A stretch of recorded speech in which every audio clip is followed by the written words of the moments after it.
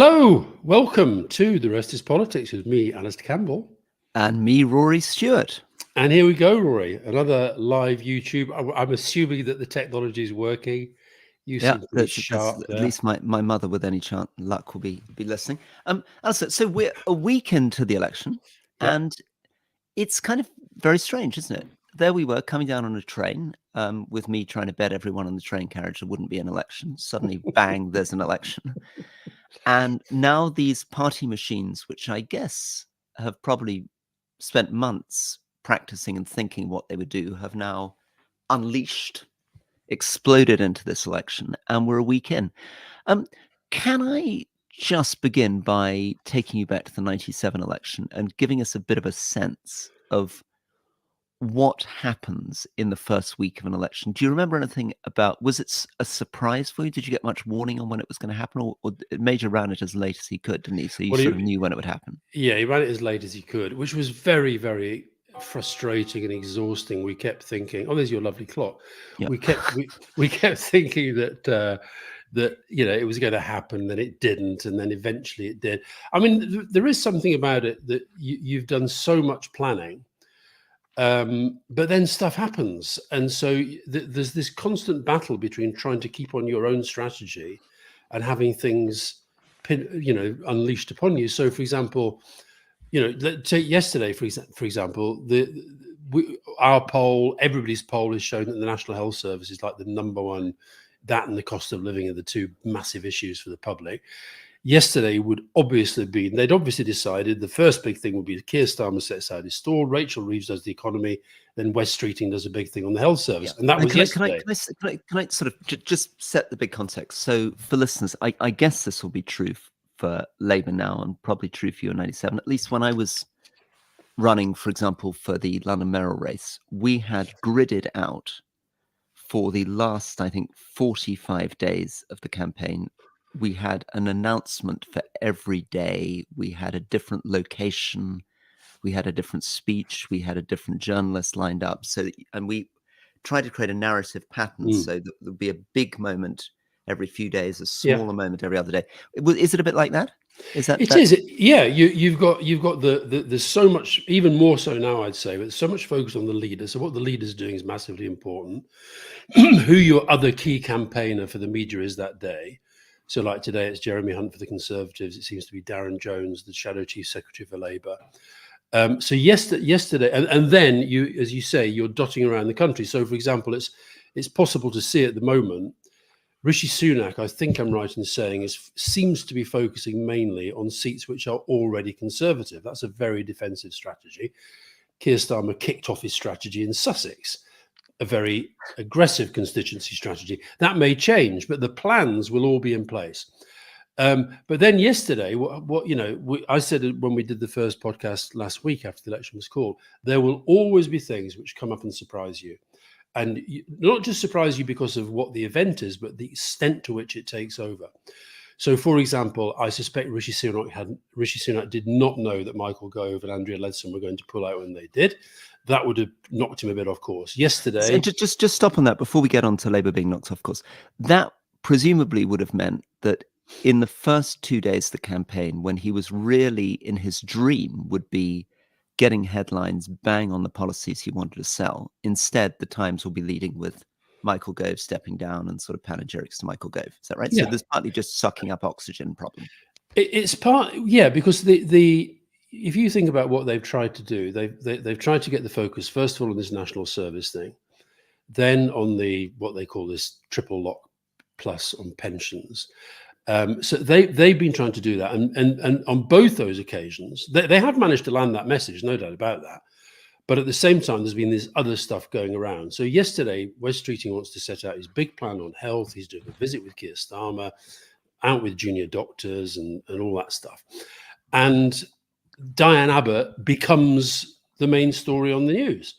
And again, just again for listeners, just a quick reminder of this story. So Diane Abbott sent out what she said was an early first draft of a piece which basically said that Jewish people and Irish travellers did not experience racism in the way that the black community did.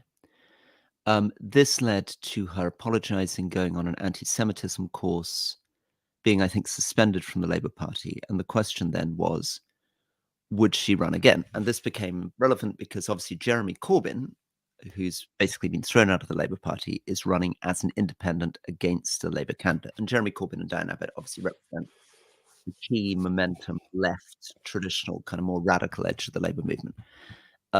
And the line from Keir Starmer has been, no decision's been taken as yet. This is a decision not for me, but for the National Executive Committee of Labour, but of which he's a member. Of which he's a member, and of course, many of the senior members are his absolute loyalists. So I suppose a cynic might say he probably has a little bit more influence over that process that he's conceding when he says it's nothing to do with him. Yeah, and I mean, I think the thing I would say about it is that it seems to me that a year is quite a long time to be able to get to the end of a disciplinary process. It's a very long time. Particularly over a single article. I mean, you wouldn't have thought it's that complicated. You look at what she said and then you talk to her and she does her course and you can get it through in a few months, right? Yeah, I'd have thought so. So what probably is going on at a deeper level throughout this whole process? I mean, there's been a lot of talk. I know people in that local Labour Party, and I think the feeling has been in recent months that she probably wasn't going to stand, that she was finding the whole thing pretty difficult, that she's, she does get phenomenal amounts of abuse on social media and that sort of stuff.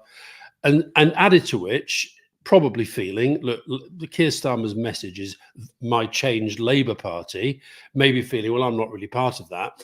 But if my Fiona was mentioning last night that, Jeremy Corbyn and John McDonnell, I think I'm right in saying, rebelled against the Tony Blair, Gordon Brown government more than anybody else.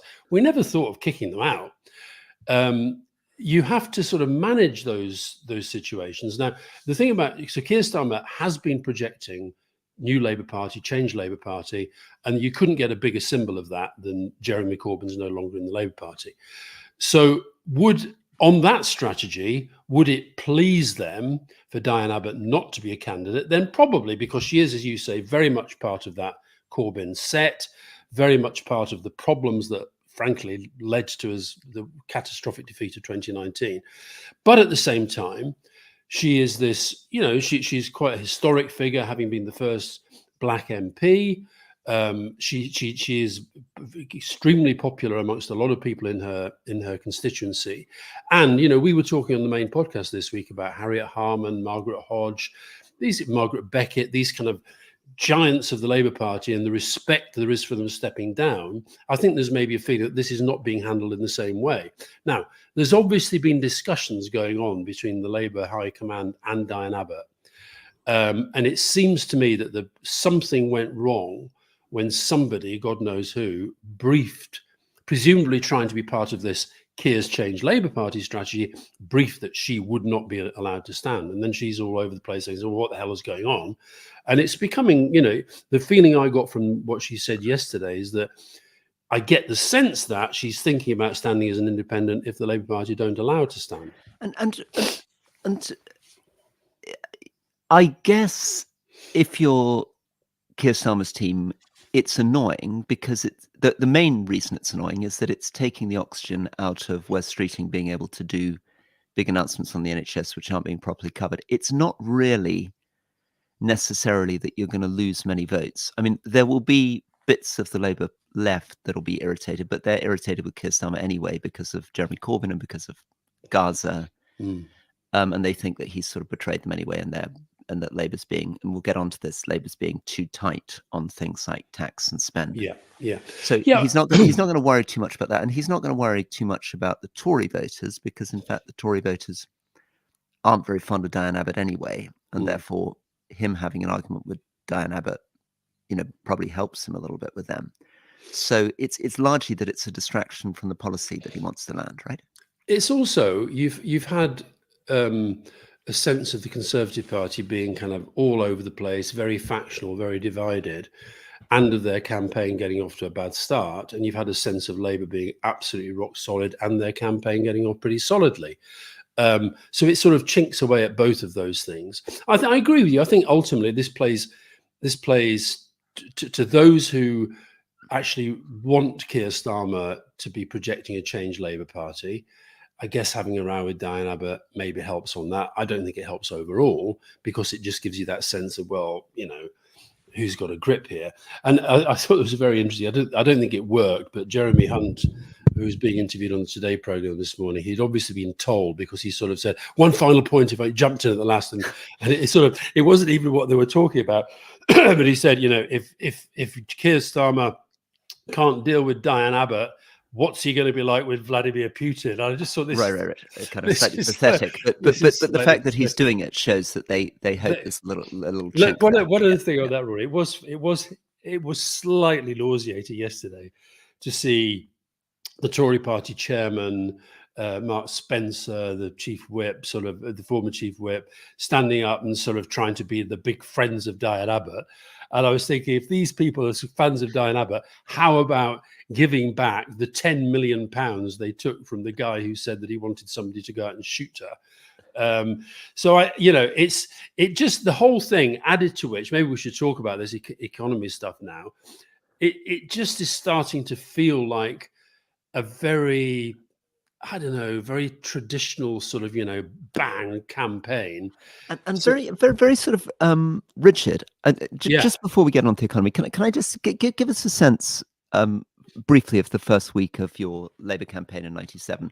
What sort of things were going well and what were throwing you off balance as you went into that very successful campaign?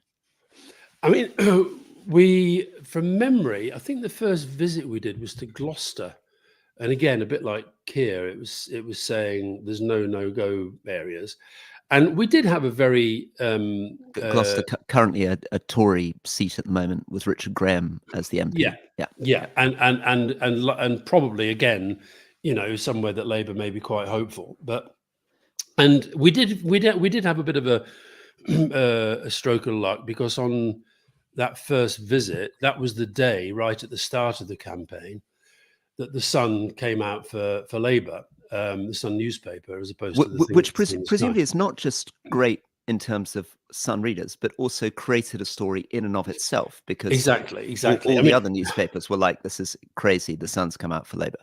Yeah, and they look. I've always said I think we overstate the importance of newspapers, particularly now.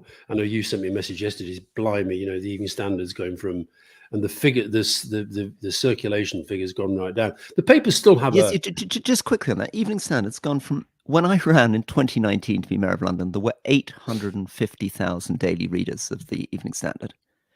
5 years later, there are 200,000.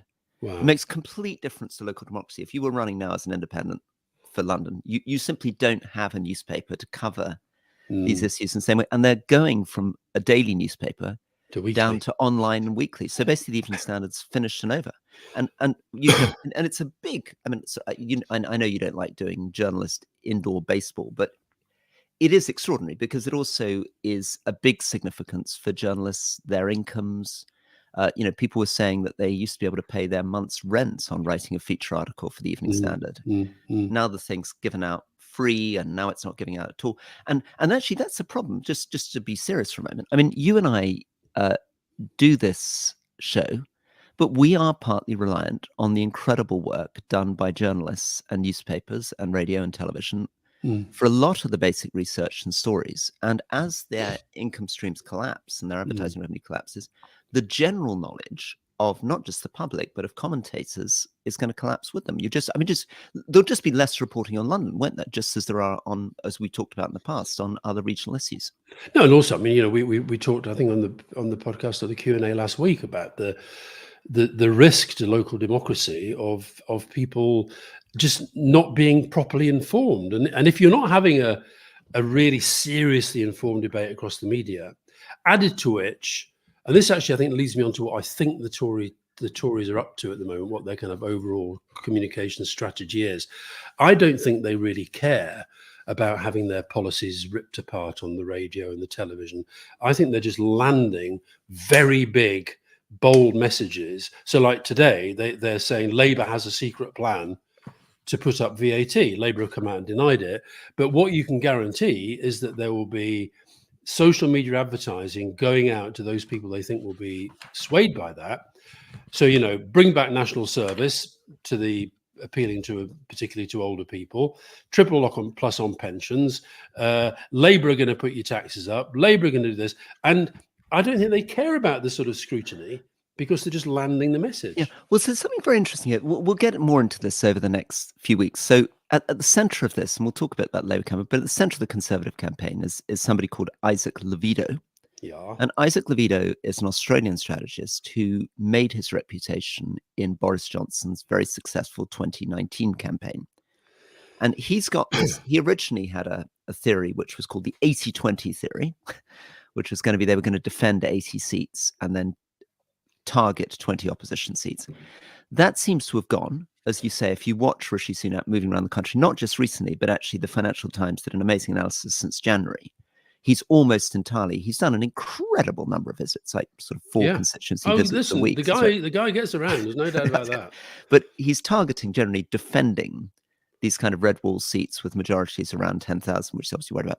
So Levido's got this theory that an election campaign is like a legal case. You make an opening argument, then you do an evidentiary phase with more detail, then you have a closing argument.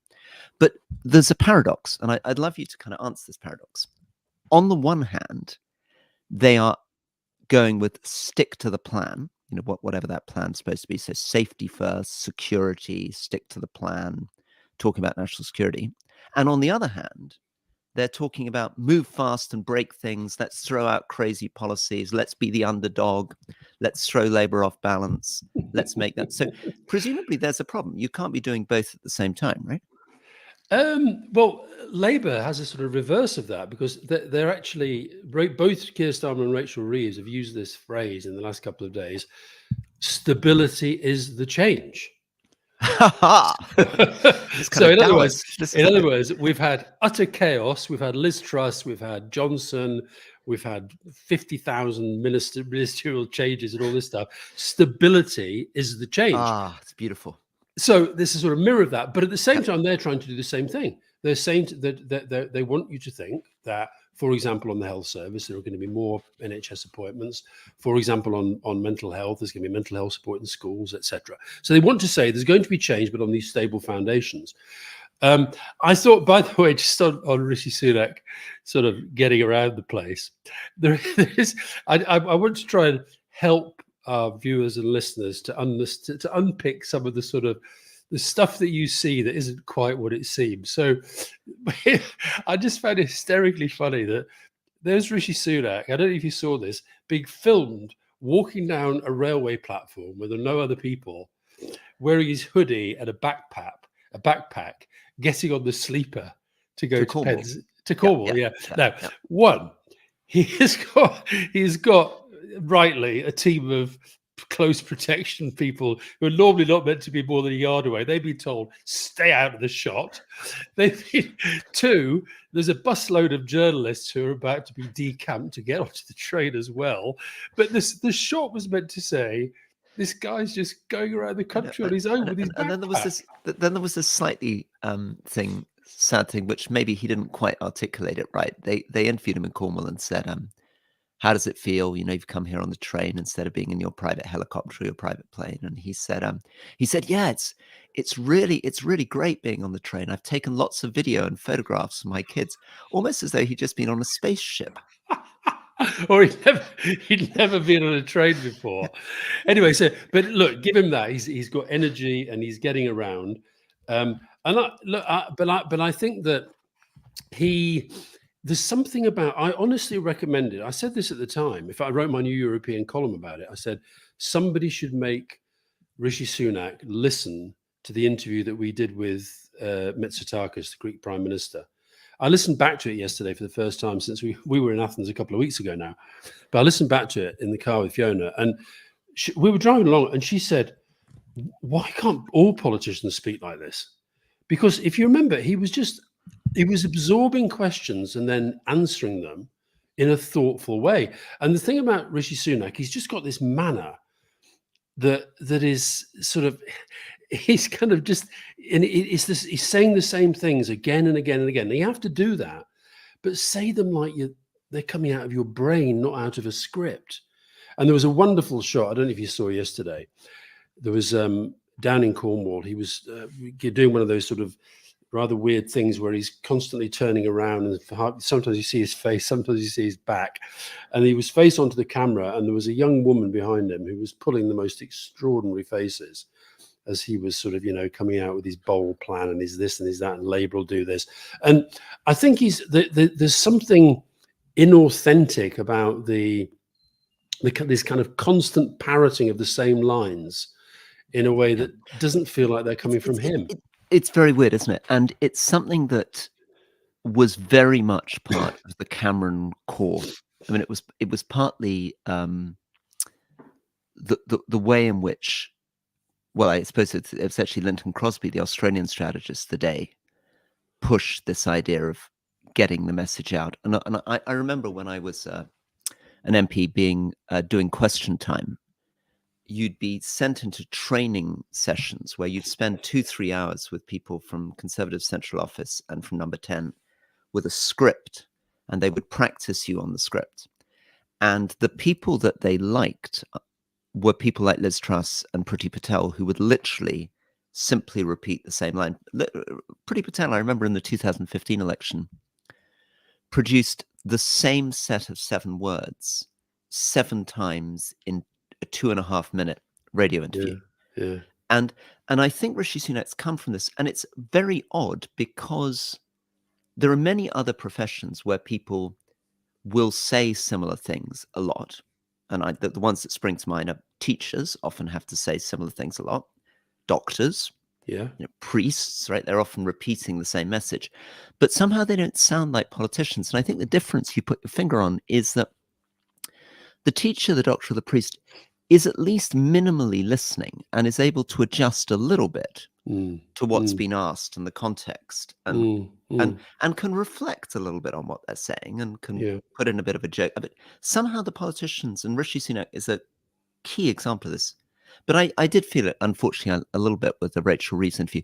That's been an interesting one because we've talked about that a bit, and I would recommend people listen to it because I think it's both deeply reassuring for centre voters who are worried that Labour would spend a lot more. I mean, she could not be more clear that she's not going to raise taxes or be spending much more. But I also had a very broad range of reactions to listening to it. There were people who, you picked up on this, who thought I was too aggressive with her. In my defence, I would say she is going to be the Chancellor of the Exchequer, and therefore, actually, I have a real obligation probably to be tougher than tougher than I was with Kwasi Kwarteng, who isn't going to be the Chancellor of the Exchequer, who was a catastrophic Chancellor of the Exchequer and is now a bit of history. But then a lot of people, I think, sharing my sense that she too, like Rishi Sunak, there was a sense of set lines. And not much stepping back and forming the context. No, Rory, I've got to say that while we've been chatting away, I was thinking, why are there no questions coming through? And the reason is that I had the button on private chat, but I've now pressed it on comments, and we've had thousands. And I'm going to kick in now. There's one here that there've been quite a lot about the upcoming TV debate. Now, so on Tuesday evening, there's going to be a debate between Rishi Sunak and Keir Starmer. And I should say, by the way, that you and I are going to do one of these immediately after the TV debate. And that will be a cup of coffee. We're going to get used to this because we're going all night, aren't we, on the Channel 4 election night? Yeah, exactly. Yeah. And did you stay up to 11 o'clock last night to watch our debut? No, I wanted to be fresh because I'm doing this, and I'm doing London Palladium tonight, so I wanted to try to get a bit of sleep. Oh, wow, you're in Scotland as well.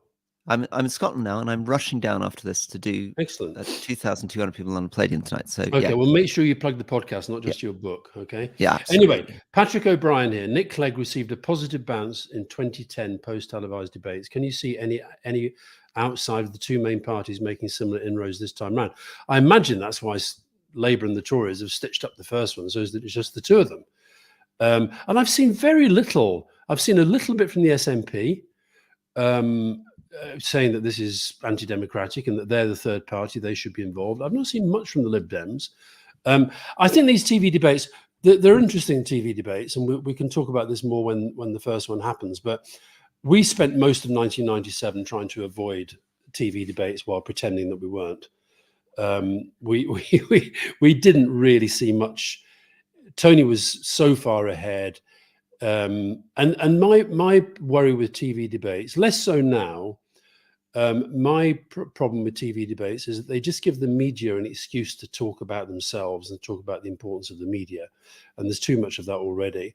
But I think these two will be interesting, because I think you're going to. I'm sensing in both Rishi Sunak and Keir Starmer a bit of hardening against each other. I noticed in his Q&A the other day, Keir Starmer started calling him Sudak quite a lot. And just these little things that you notice. A little one here, Bowser Fly. There's so many questions coming in, and thank you guys, and we'll get through as many as we can. Bowser Fly asked about the SNP and polling. I'm obviously up in Scotland at the moment, and it's very interesting. For those listeners who aren't focused on Scottish politics, the SNP has had a really torrid time. Nicola Sturgeon, as people remember, had a great reputation coming out of COVID, but she's had these incredible criminal problems where she was actually questioned by the police and her husband's been arrested and formally charged. There's now been this case with Matheson, their health secretary, who spent £11,000 on holiday on Morocco, live streaming 4 football matches without understanding how roaming charges worked. Then tried to charge it to Parliament, claiming that he'd been using his iPad for work. And in a very bizarre moment, the SNP leader decided to defend him for far too long. So all of this has added to the kind of chaos around the SNP.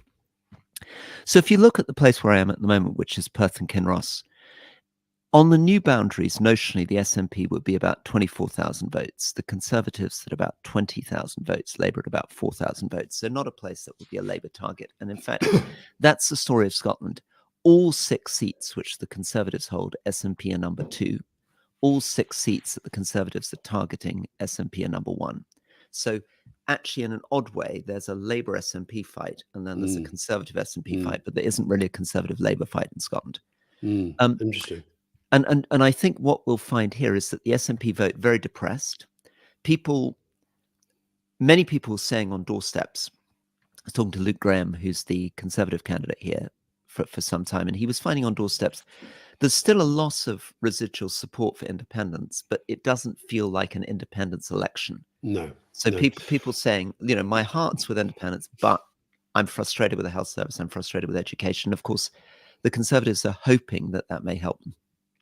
Now, there's a question here. Nicholas Hammersley, why is Nigel Farage getting so much air and print time? He's not even standing, and he's definitely not a serious commentator.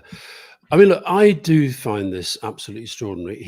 He comes out the other day and says he is not standing, and he gives us his reason, the fact that he thinks that America is now more important to him. The American presidential election is more important than this. Since when?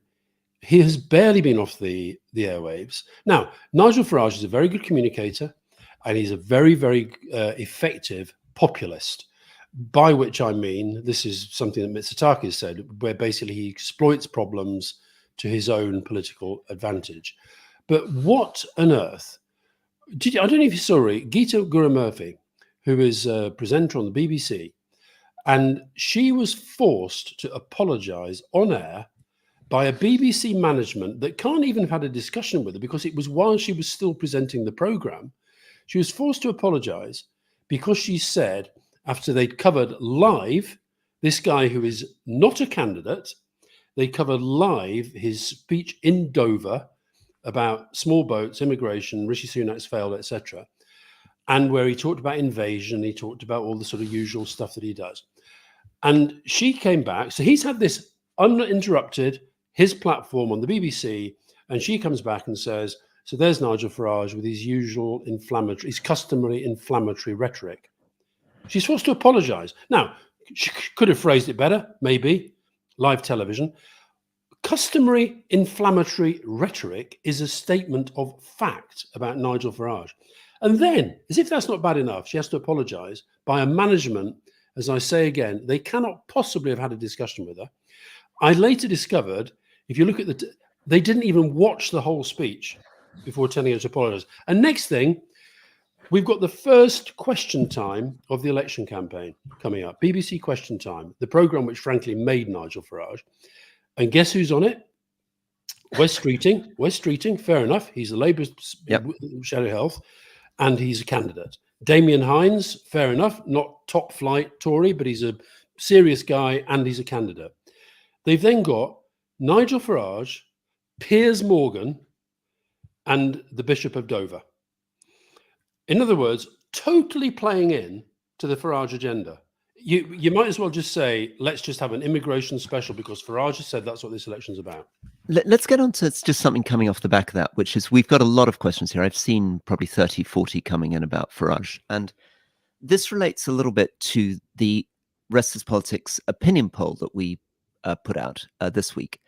And one of the things I think that we can read in it is that the votes that the Conservatives are pursuing are going to be the sort of Farage reform votes. That's where they're hoping to get their votes. And partly this is that they're pursuing a strategy of really leaning into the over 65s. And the over 65s matter more and more. 20 years ago, probably 9 million people over 65. Now 11 million people over 65 are all living longer. They vote more than other people. But it's really dramatic. This is probably the most dramatic figures we've ever seen in terms of the gap in ages between the two parties. Labour totally control younger voters, including this vital 50 to 64 group is voting Labour. And the Conservatives are just now 19 points ahead with the over 65s. And so it'd be really interesting to work out what's different between being 50 to 64 and being 65 and up. Apologies for my funny clock. I like your clock. But one thing that I think we can say, I love the effect that it does the full hours at half the hour. It's a bit weird, that isn't it? It's showing 9:30, but it's ringing the full hours. Yeah, I agree. So one thing I think we can predict is that the next big policy announcement coming out of the Conservatives, I think, will be immigration. So this is me going out bold. They will go for a really aggressive attack on immigration to shore up that over 65 vote. And they'll do it because they can see in the numbers that their biggest opportunity is getting more and more of those older reform voters over to their side. No, listen. I saw a poll yesterday where Labour, I think from 18 to 35, Labour were over 50%, and the Tories were 8. So and just sort of very quickly on that. I mean, it is amazing, but it's also an outlier because Thatcher in 1984 won 42% of the 18 to 24 vote, which was 9 points more than Labour. So it's not always true that younger voters vote left. And in fact, if you look at Marine Le Pen and some of the populist far-right parties in Europe, they get a surprising, Geert Wilders in Netherlands, surprising amount of younger vote. Quite a good article actually by James Marriott in the Times today, from which I'm stealing quite a lot of this, called "Don't Assume Younger Britons Are All Lefties." Oh no! Listen, there's a survey I quoted recently where the decile of the population on every continent in the world most attracted to authoritarianism is the young. So it's a kind of very mixed picture. Here's an interesting one, Rory. David Howes. By the way, there's lots about Diane Abbott, and I listen. I've not seen the papers today, so I don't know. But lots of people saying this is all about the Times have been the ones sort of really twisting the knife on this Diane Abbott thing. I don't know what that's about. Anyway. David Howes, the Abbott thing, well, okay, but what about Gullis and the heroin dealer? Have you seen this one? This is a picture of Gullis, this Stoke-on-Trent MP, being photographed on a sofa with somebody who it turns out is a heroin dealer campaigning together. I've got no idea. I know nothing more than that. But that Mr. Gullis, I mean, he's not quite a Portillo moment, but that will be quite fun. Simply Sam asking in Southwest Norfolk whether you should vote, if you want to get rid of Liz Truss, whether you should vote for the independent James Bagg or whether you should vote elsewhere. I think I would strongly support voting for the independent James Bagg in Southwest Norfolk as a way of getting rid of Liz Truss. I think he is credibly the person who can beat her. He's had Martin Bell, the famous white suited independent campaigner, down campaigning for him. had a Rory, few hundred people at his launch. Yep. Sorry, over to you. well, Martin Bell, that's the other. You've taken me back now to 1997 because that was one of the first big things. Was we had Neil Hamilton, who was one of the sort of symbols of sleaze in the Tory party, and he was defending Tatton. And a bit like Rishi Sunak can't get rid of Liz Truss, John Major seemed unable, because of local control of Tory parties, to get rid of Neil Hamilton. So we had this idea that we should try to persuade the local Labour and Lib Dem parties to stand down and then find the ideal anti-sleaze candidate. And we had all sorts of feelers out. And then I got a phone call from a guy called Tom Stoddard, who was a photographer, at the time going out with Kate Hoey, then Labour, now sort of, pro-Brexit, DUP, God knows where she is, in the House of Lords, I think. And Tom said he'd been at this event with Martin Bell. Martin Bell, my God. And so I had a few phone calls and a meeting in a restaurant in Hampstead with Martin Bell, and so that was a big thing when Martin Bell emerged in his white suit. So yeah, Martin Bell backing Mr. Bagg is probably quite a good thing for him. But who was second in Liz Truss's seat last time? Was it? I think Labour got quite close in 1997. She's got a big majority there, though. Did you see yesterday? Listen, just a couple of quick things, just on questions, well, because people are being so kind and bringing in so many. Aaron asked pros and cons national service. That, I think, quite pompously, we might refer him to the last podcast we put out where we did quite a lot. And we were both moderately pro. Moderately pro, yep. Stirred up a bit of controversy there. Yeah. There was a question about my ring. This is an Aura ring, which tells people how you sleep and how much exercise you take. There's a question from Jammer Masters about Labour's TikTok campaign, which she thinks is very childish, and maybe we could have a look at that at some point. Have you seen the TikTok campaign? I've seen some of it, and some of it is I don't know, but it's all on TikTok. But I've seen things, for example, where they're doing Rishi Sunak's diary, and they have Rishi Sunak writing this stuff, and it's sort of very childish handwriting. Some of it's quite funny. I think you've got to be careful with this because you've got to operate these campaigns, particularly now. They're operating at many different levels. So I think if you just look at the TikTok and think that's all they're doing, I can see why that would piss you off. But I think if you see it in the broader context, but there will be, listen, let's be honest, there will be examples in the next 6 weeks of some truly terrible campaigning, and by all sides, there just will be, because they're getting used to this. I thought Rishi Sunak's first attempt at a TikTok thing was, it was very well made, but it was, bold plan. Labour's got no plan. It was the same sort of messaging. Let's maybe, as we come to the end, because we did promise to do this, I think, which is to try to do a little bit of more serious policy, and to say it's worth looking at Wes Streeting's stuff on the NHS, which, as you say, maybe didn't get quite as much coverage as it could. I noticed, though, he managed to get the Daily Telegraph to let him write a piece, which presumably would have been a bit of a coup to get right-wing voters reading him. And he's said that he wants to get from an 18-month wait list down to 18 weeks, which is something that's not been achieved in decades. He points out that we're currently spending 4 out of every 10 pounds the daily spend of the government on the NHS. And Sajid Javid, in our leading interview, made the same point, the £168 billion elephant in the room. He talked a lot about using, this is Wes Streeting, the Labour Shadow Health Secretary, using spare capacity in the private sector and doing partnerships with things like high street opticians, which I think is very, very sensible, but it's actually something that, a little bit like only Nixon can go to China, maybe only a Labour Health Secretary can be quite so open about using the private sector. Oh yeah, absolutely, no doubt about that. And I guess the other big policy stuff today is the focus today is going to be on tax, but it's such a sort of, I find it such a depressing debate. It's basically both the main parties terrified of people thinking that they're going to put their taxes up, so therefore saying they're not.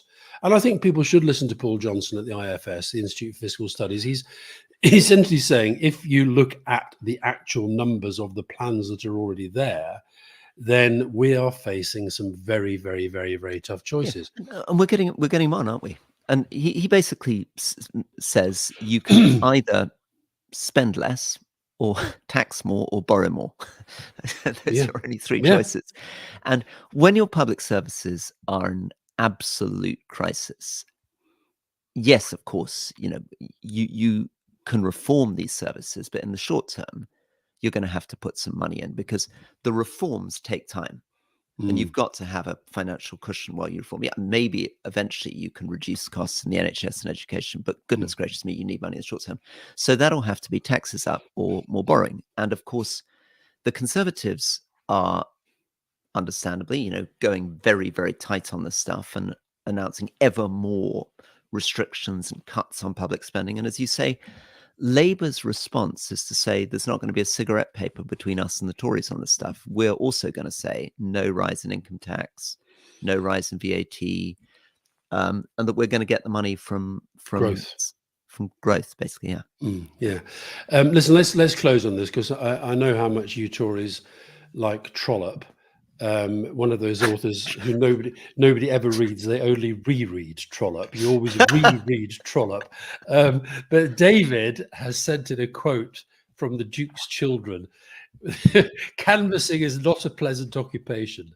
Perhaps nothing more disagreeable, more squalid, more revolting to the senses, more opposed to personal dignity can be conceived. Very good. Oh, I like that. We don't agree with that, do we? People love knocking on doors and having conversations and being told you're all the same, you're all useless, you're all liars. Anyway, there are thousands and thousands and thousands of people out there today, thousands of candidates already, although the Tories have still got to find a few more. I must say, Rory, I was very, very pleased that Georgia Gould was on the list of. Yep, she's done so yes, a little plug when we go cross-party and we're not disagreeing agreeably for Georgia Gould. She was an exceptional. I keep coming back to being boring about London, but she was an exceptional leader of her local authority in London, and she really did some great stuff on planning. She was inclusive, she was thoughtful, she wasn't too political, and now she's on the list to be an MP. And I think she and potentially a much older figure, Douglas Alexander, hopefully a part of the future of the Labour Party. Yeah, no, I was pleased by that. There are some very good new candidates, no doubt about that. Slightly overshadowed today by the Diane Abbott row and also Faiza Shaheen in Duncan Smith's seat, where that one seems to be a bit of a problem yet again over stuff on social media. My God, social media's it's a bit of a nightmare. But I think what I wanted to say, Rory, is I think we should wish whatever party those thousands of people who are out there as candidates, we should wish them all the best because it's going to be a really long 6 weeks in their lives. And it's just incredible that of all those thousands of candidates, BBC Question Time could only find 2 to appear on the first election programme. Unbelievable, isn't it? But hey, let's have Farage and Piers Morgan. And something to just think about as a final thing from the Question Time, which is somebody saying, could we please do our live streams outside office hours so that he doesn't have to pretend to be working while staring at us? Well, I think there was a lot of that during COVID, wasn't there? All right, Roy, lovely to see you as ever. Great. Okay. See you soon. Right. Bye-bye, everybody. See you soon. Thanks again. See you very soon. Bye-bye. Take care.